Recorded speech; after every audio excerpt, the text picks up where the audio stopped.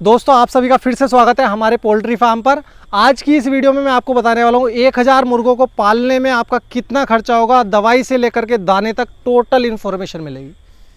सबसे पहले आपको बता दूं, हमारा जो ये फार्म है इसके हिसाब से 1000 बर्ड को पालने में आपका जो जगह चाहिए होगी वो 1300 स्क्वायर फीट की चाहिए होगी। एक बर्ड को पालने के लिए 1.3 स्क्वायर फीट की जगह चाहिए होती है ब्रॉयलर को। इसके हिसाब से 1300 स्क्वायर फीट का आपको फार्म बनाना है। 30 फीट उसकी चौड़ाई रखनी है, लंबाई कितनी भी रख सकते हो। 1300 स्क्वायर फीट टोटल स्पेस चाहिए।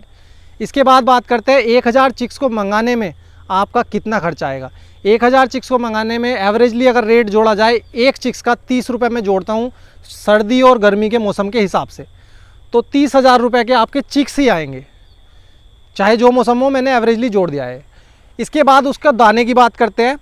1000 बर्ड के लिए आपको 60 बैग दाना खिलाना पड़ेगा। हमारे यहाँ पर 50 केजी का एक बैग आता है, आपके यहाँ पर भी शायद सेम ही आता होगा। और एक बैग का जो खर्चा है अभी के हिसाब से 2300 रुपये चल रहा है। तो आपका जो टोटल फीड का खर्चा आएगा ना, वो 1,38,000 रुपये फीड का ही खर्चा आएगा, और 30,000 चिक्स के हैं। और इसके अलावा मेडिसिन, इलेक्ट्रिसिटी बिल और जो नीचे बिछावन के तौर पर इस्तेमाल की जाती है ना भुस्सी, उसका जो खर्चा आएगा वो एवरेजली मैं जोड़ रहा हूँ 3000 रुपये। 1000 बर्ड के हिसाब से ये मैंने कैलकुलेट किया है। तो टोटल खर्चा आपका जो आ जाएगा बर्ड को पालने में 1,74,000 रुपये। और इसके हिसाब से अगर पर केजी देखा जाए, आपकी जो बर्ड की कॉस्टिंग आई है ना 1 किलो बर्ड को तैयार करने में, वो आई है 88 या 87 रुपीज़, 87 रुपये के किलो के हिसाब से आपका बर्ड को तैयार करने में खर्च आया है। और गर्मियों में जो रेट चल रहा है अभी लगभग 100 रुपये के आसपास चलता है, तो आपको लगभग 15 रुपये के आसपास तो प्रॉफिट होगा ही होगा गर्मियों में। इसके अलावा हम जो ये फार्मिंग कर रहे हैं ना, इसमें हम वैक्सीनेशन करते हैं तो बड़ी बीमारी आती नहीं है। छोटी मोटी बीमारी की मेडिसिन अवेलेबल है, या फिर डॉक्टर विजिट करते हैं फार्म पर, तो वो सब मैनेज हो जाता है। बाकी जो है मैंने आपको खर्चा बता ही दिया। अभी जो है ये 88 रुपीज़ पर केजी के हिसाब से पड़ रहा है, लेकिन जैसे ठंड का मौसम आएगा तो चिक्स आपको सस्ता मिलेगा, फीड में भी ऊपर नीचे होता है, तो सभी चीज़ें चेंज होती रहती है। पोल्ट्री का कोई एक ऐसी चीज़ नहीं है, जैसे फीड हो गया, चिक्स हो गया, या फिर बड़े मुर्गे का रेट हो गया, ये सब खर्चा अप एंड डाउन होता रहता है।